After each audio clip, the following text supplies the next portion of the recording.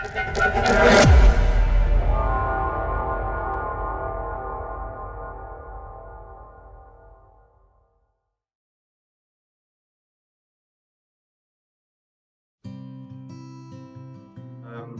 van Deventer, Regional Manager at Laboret, KZN.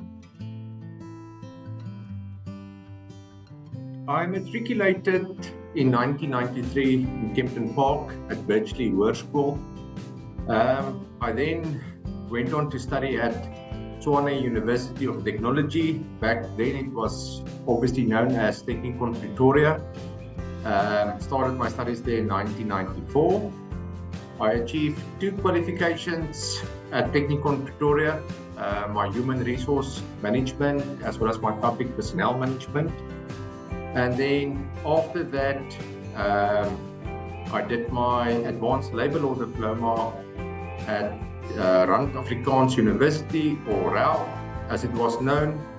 And obviously today we know it as University of Johannesburg, or even UJ.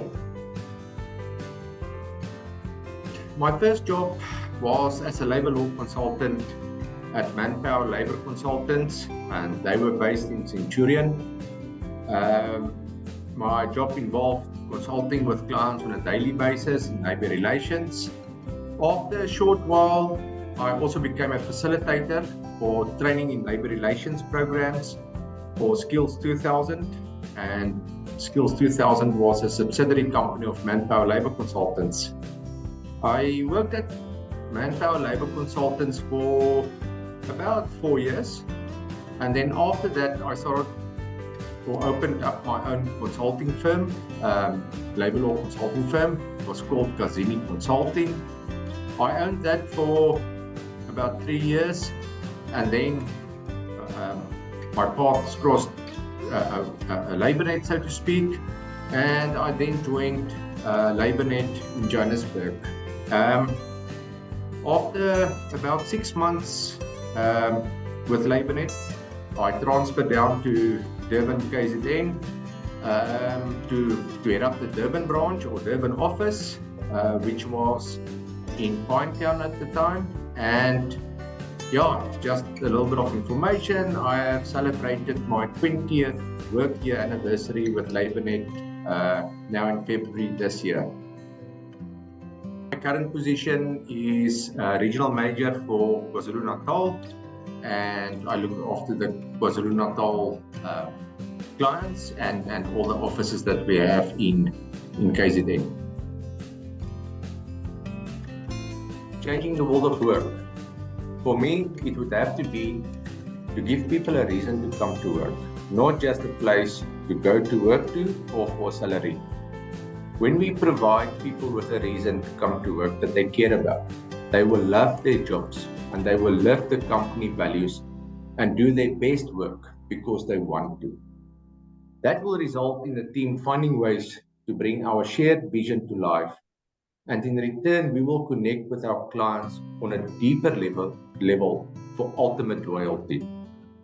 Broader than this, it would have to be that we partner and assist businesses with solutions not only to be compliant with employment legislation, but to gain the competitive edge to thrive in a dynamic business landscape. If businesses thrive and become a high-performing business, we contribute to employment creation and to a stronger economy. I don't think I should name one single accomplishment.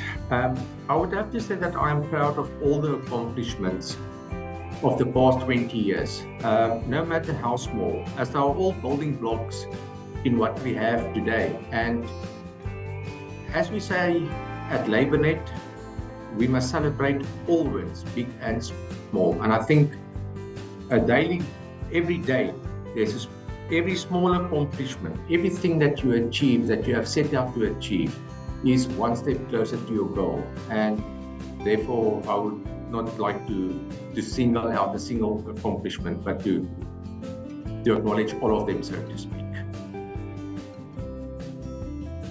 Not to be a manager, but to be a leader. Teams adhere to instructions from a manager because they are forced to and they must, but teams follow and support leaders because they want to, and also because they share the same values and vision of the leader. I also think the best advice that I've received a couple of years ago, a long time ago, as a matter of fact, was that you can't do it all by yourself. You need a team to reach your dream. And it might sound very cliche, but that is exactly, you must be vulnerable and you must realize that. And you must use the strengths of the team. And not only because they build capacity, but you must use their strengths, listen to their ideas, and what they bring to the table will result in success. Changing my mindset and mentality from being a manager to that of a leader. I also see it as a never-ending journey, as one has to continually upskill yourself on leadership. You need to read leadership books, watch videos like TED Talks, etc. to upskill yourself on leadership. There's not a single book, in my opinion, that covers everything about leadership. But if you take a little bit from every book and you apply it, then you actually have a treasure chest of knowledge and principles of leadership that you can apply and make your own to be successful in life. I'm also fortunate that Laboret support and embrace great leadership models like leading at a higher level, servant leadership, situational leadership. And in addition, we have leadership principles that we embrace on a daily basis. We admit to our mistakes. We understand the value of listening to your team. We understand that diversity is important, not only cultural diversity perhaps, but also diversity, different answers, different perceptions, and different viewpoints on a certain challenge or obstacle that one might face. So, we always say the answer is in the room, and yes, that is what we embrace and follow. So I am fortunate that Laboret appreciates the value of good leadership. I believe keeping a team motivated despite conflicts and obstacles require a combination of effective leadership, communication, and support. It is important to address conflicts and obstacles in a transparent fashion, and you need to encourage the team to share their concerns and their ideas openly. We also need to ensure that everyone understands the goals and challenges and their roles in overcoming these obstacles. Then, to elaborate a little bit more on that, it is important, in my opinion, to set realistic goals. Break large goals down into smaller, achievable goals, and milestones, I suppose. But also very, very important, celebrate the progress along the way. Celebrate the small wins. Provide support. Support comes in various ways. Sometimes it is just giving somebody a little bit of information or advice or direction on how to approach something. Sometimes it's a little bit more formal learning, but sometimes it's just encouragement and or mentorship that they need to believe in themselves, so to speak. Because a lot of the times we believe in our teams and they don't believe in themselves as much as we do. So that's important to me. Collaboration.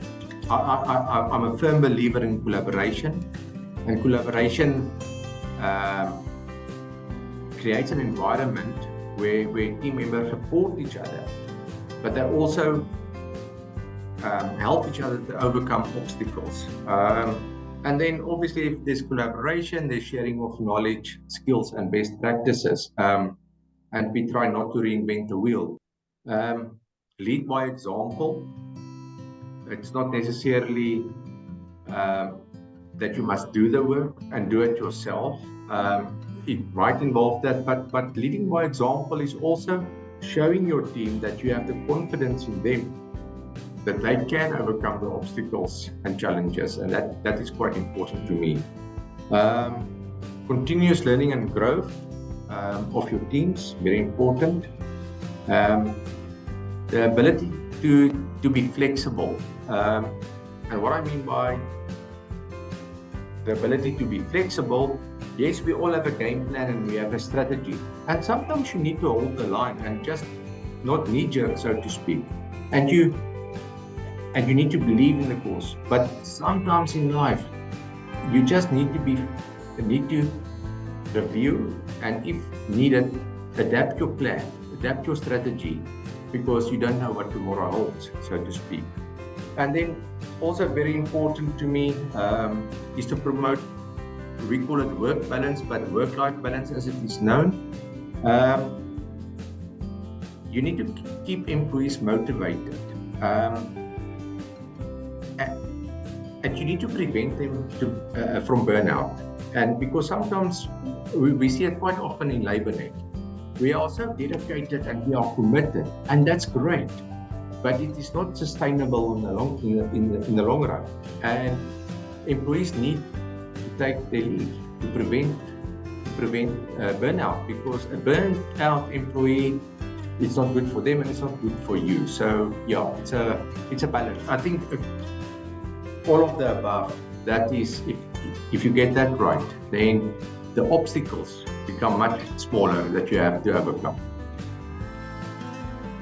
Success stories of South Africans inspires me. We have so many examples of underdogs, if I can call it underdogs, that has reached the top. I'm actually getting goosebumps just thinking of it. The Springboks winning the World Cup again just now by 1 point. Nobody gave them a fair chance, and we had some of the smaller players on the field. Dricus du Plessis winning the middleweight championship. And then every day, a new entrepreneur starting up a new business and making the success of it. I think it's the resilience and the fighting spirit in South Africans that inspires me. I mean, yes, we have our challenges and we are unique in so many ways in our country, and yet we find a way to overcome those. We just don't give up. I think that is inspirational to me. And then especially KZN entrepreneurs like Isaac Mbata, founder of Skytex, from selling sweets as a school like in KwaMashu to his classmates to opening Skytex. I believe they have like 9 branches now across the country and employ like 60 employees. So from humble beginnings or to a very successful entrepreneur. Isaac has been recognized as one of Forbes Africa's 30 under 30 entrepreneurs and innovators.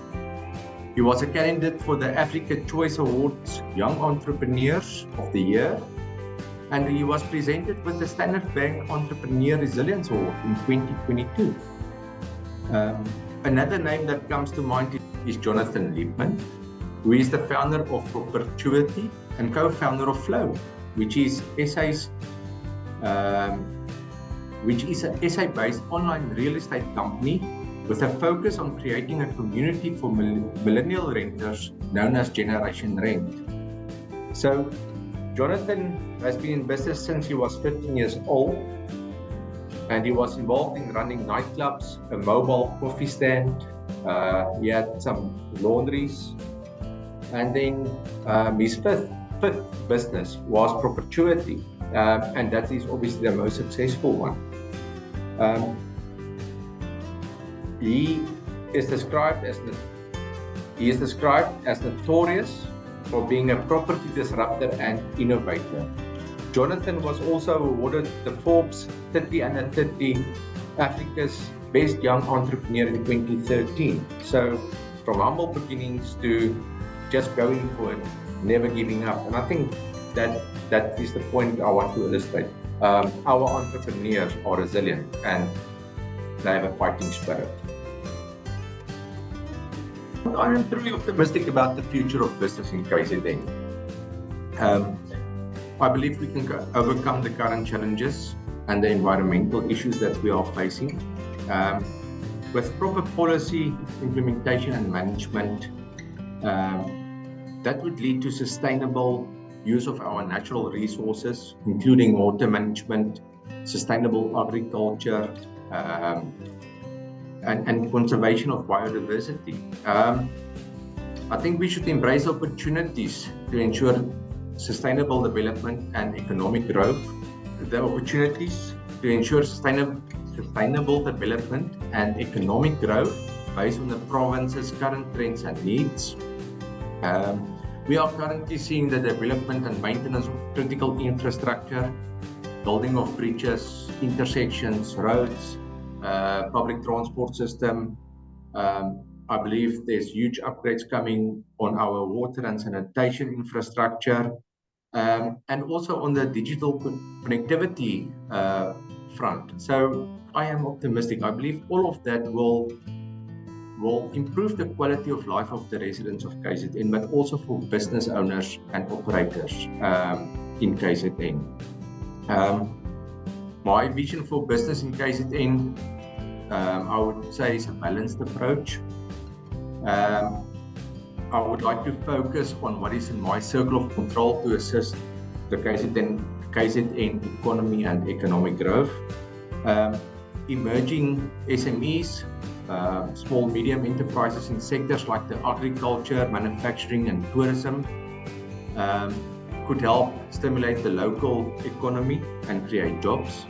And I believe that we as Laboret can assist in achieving this vision by streamlining the SME's HR processes to expand and or scale their teams, to guide them and navigate SMEs through the legislative and compliance complexities that there is. And in doing so, I believe that we will contribute to their journey in becoming a high-performing organization, and in that way contribute to the KZN economy. I actually do have a motto that I live by. It is to arrive with a purpose and to leave with a sense of achievement.